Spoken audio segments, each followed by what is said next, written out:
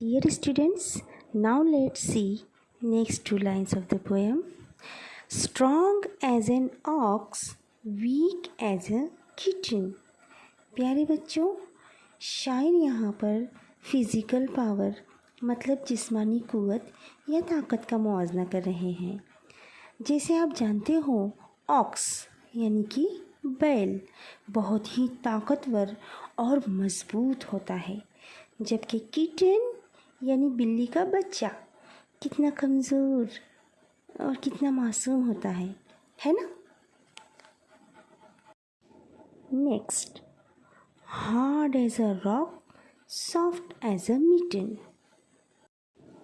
बच्चों, यहाँ पर चट्टान या पत्थर की मजबूती और सख्ती का मुआवजा हाथ में पहने जाने वाले नर्म मुलायम मोज़े से किया जा रहा है।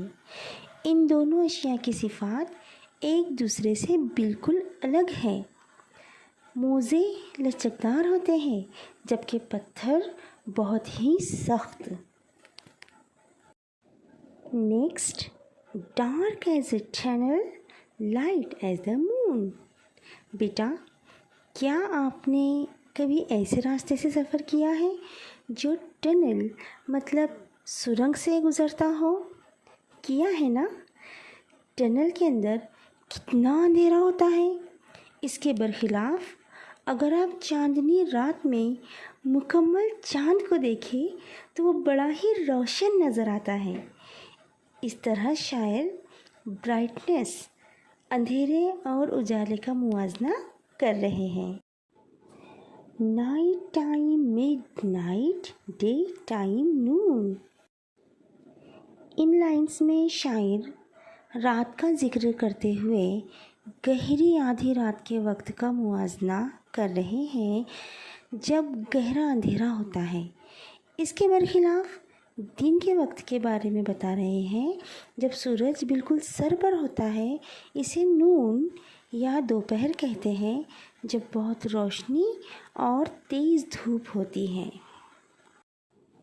Next, tall as a giant, short as an elf. बच्चों, अब इन लाइन्स में शायर हाइट का मुआवजा कर रहे हैं। जैसे कि टॉल का मतलब होता है ऊंचा और शॉर्ट का मतलब होता है छोटा या नाटा।